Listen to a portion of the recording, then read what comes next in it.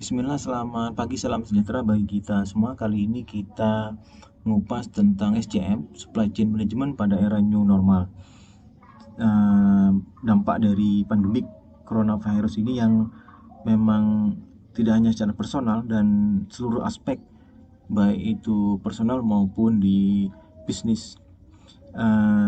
Bagaimana kedepannya ketidakpastian yang dihadapin dengan adanya pandemik ini, kemudian eh, optimisme dengan adanya vaksin-vaksin yang beragam, yang banyak menunggu kapan kembali menjadi sebuah normal seperti dulu lagi. Dan kalau misalnya kita lihat, nah kita banyak melihat adanya lockdown banyak hal bisnis, baik itu secara temporary maupun secara long term. Misal PPKM itu temporary, kemudian banyak orang yang kehilangan pekerjaan, kemudian tentu berdampak pada penurunan income, kemudian masif terhadap WFH, work from home, dan juga conference yang misalnya penggunaan Zoom menjadi sangat luar biasa untuk bisnis maupun tujuan-tujuan personal. Kemudian kalau kita lihat di industri airline dan industri tertentu, misalnya di logistik, kemudian travel, juga semuanya mengalami penurunan signifikan, dan adanya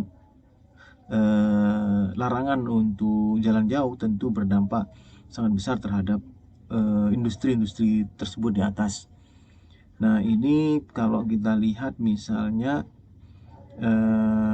bagaimana tentang kebutuhan sehari-hari, kebutuhan misalnya consumer good. Kalau kita lihat misalnya paper, kemudian floor atau hand sanitizer dan lain sebagainya, itu yang tentu sangat dibutuhkan di era sekarang, dan orang menjadi panik untuk membeli kebutuhan-kebutuhan pokok.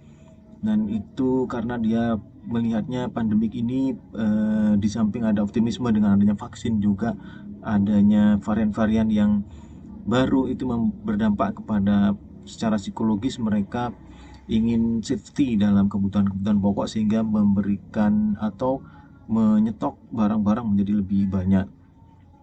Kemudian kita lihat dari itu apa saja yang supply chain yang di era new normal tersebut, karena tentu adalah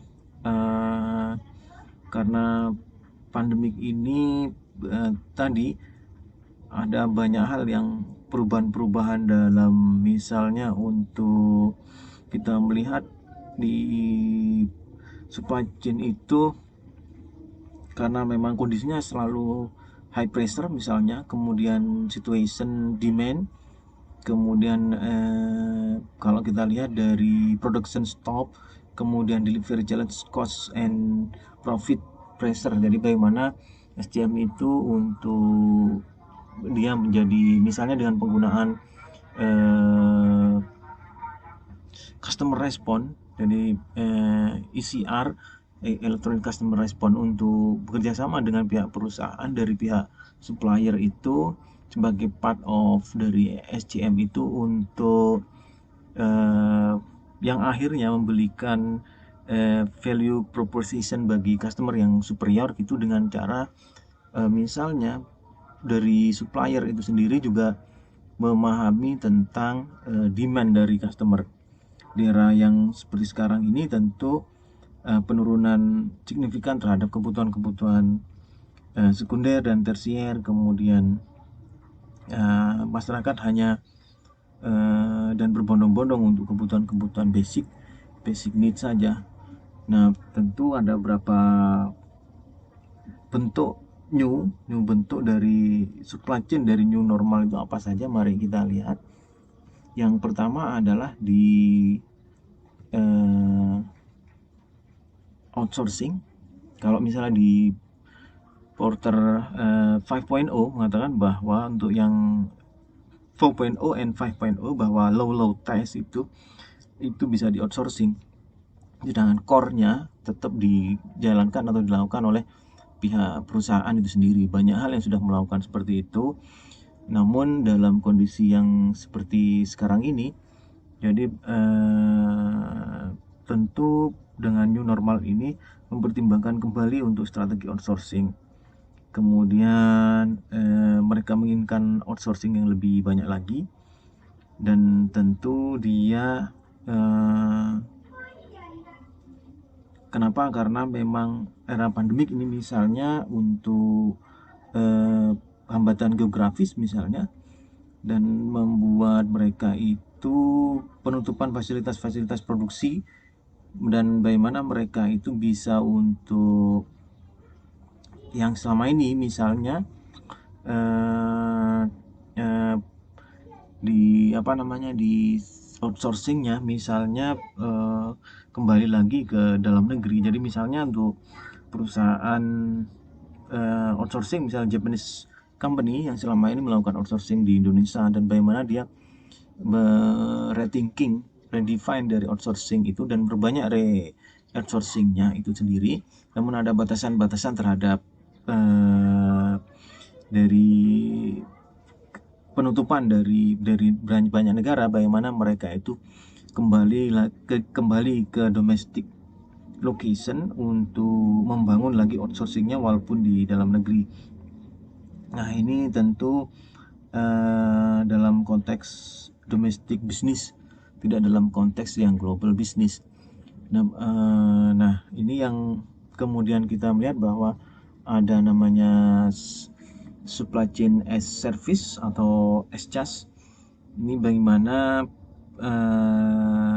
menjadi pertimbangan dalam outsourcing yang lebih besar adalah terkait dengan service, sehingga di situ ada namanya supply chain as service, baik itu menyangkut logistik, perencanaan, pengadaan, distribution,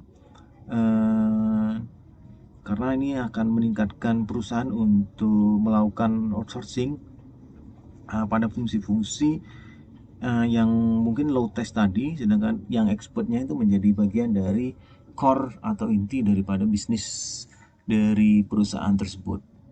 Saya ambil contoh misalnya untuk yang service itu seperti online course seperti Udemy atau Coursera. Kemudian di tutorial-tutorial itu tentu penggunaan supply chain as service, as CaaS itu menjadi lebih kita melihat bahwa karena produksi pendistribusian barang dari from start sampai the end itu menjadi sebetulnya, kalau misal dalam konteks produk digital yang purely digital, 100% digital, tentu menjadi lebih mudah dalam mendeliverkan dibandingkan misalnya dalam bentuk barang. Nah, itu dia SCaaS itu menjadi tidak sesusah misalnya kalau itu dalam bentuk barang. Kalau barang itu dari bagaimana dari perusahaan distribution, kemudian ke distribution, kemudian ada pendistribusian atau pengangkutan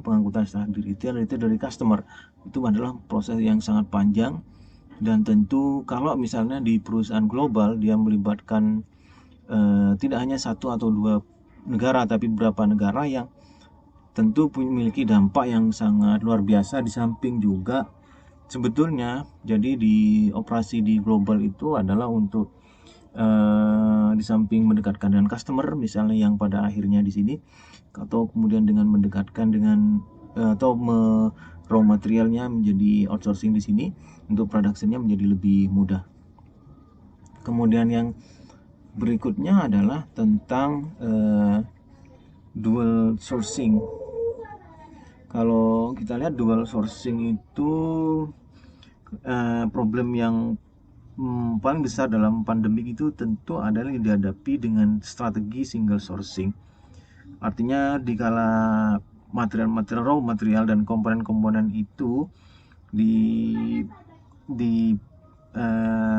hasilkan atau kita dapatkan dari hanya satu pemain saja atau single supplier dengan tanpa alternatif. Nah, tentu ini menjadi sebuah yang sangat berisiko sekali. Misalnya dikala supplier itu secara mendadak menutup supply chain dan perusahaannya, tentu berdampak kepada perusahaan yang tidak bisa mencari sources lainnya kalau selama ini tidak menyiapkan alternatif sources yang lainnya atau dual sourcing, yang tentu di situ memberikan pilihan di samping juga melakukan ada beberapa sourcing itu membuat perusahaan memiliki bargaining yang lebih baik. Kemudian selanjutnya adalah yang ketiga, automatization. Automatization to everywhere. Nah, operation kemudian bisnis proses itu begitu lockdown, kemudian social distance itu membuat seseorang itu misalnya bekerja di rumah tidak bisa melakukan interaksi dengan yang lainnya, maka di situ peran automatization dan bagaimana perusahaan itu melakukan invest yang sangat besar untuk automatization, untuk pengurangan terhadap kebutuhan human sebagai operator.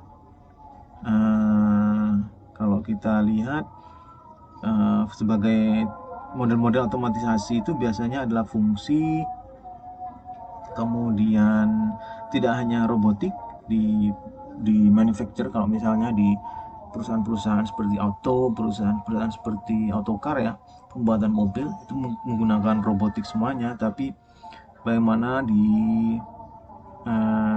setiap fungsi, tidak hanya di manufacturing untuk robotik di manufacturing saja. Kemudian kendaraan yang otomatis juga untuk pengiriman barang, dan itu merupakan salah satu alternatif karena kedepannya menjadi tantangan bagaimana automatization dari vehicle itu di samping juga tidak depend on kepada human, karena faktor human error itu biasanya yang menjadi trouble dalam sebuah distribution. Kemudian namun ada banyak hal yang dibutuhkan tentang data entry, data collection, sensor, big data, kemudian artificial intelligence di situ yang dibutuhkan untuk vehicle otomatis. Kemudian yang berikutnya adalah tentang e-commerce channel. Nah, dengan kondisi yang seperti sekarang ini, pandemi ini, maka no option untuk e-commerce channel. Maka setiap perusahaan yang memiliki perusahaan store fisik, restoran, kemudian outlet dan sebagainya, karena semuanya tutup selama pandemik, maka tidak punya pilihan untuk menjual dan memasarkan produknya itu melalui online, dengan e-commerce, kemudian online shopping, kemudian pola behavior dari consumer yang mulai menggunakan e-commerce dan menggunakan online shopping, itu membuat banyak perusahaan untuk berlomba-lomba untuk seperti perusahaan-perusahaan retail terbesar misalnya di Target dan Walmart, itu bagaimana dia mengejar Amazon Green di situ untuk serta-merta juga memberikan online. Jadi tidak ada alasan bahwa dengan pandemik itu mereka shutdown totally, namun secara fisik shutdown, tapi secara online mereka beroperasi, dan itu menjadi tantangan karena di kedepannya bahwa perusahaan itu harus memiliki e-commerce bisnis untuk bisa survive dengan kondisi yang seperti sekarang pada pandemi ini. Nah, itu yang kita lihat di supply chain management di era pandemik. Pada berikutnya nanti kita kupas lagi selengkapnya. Masih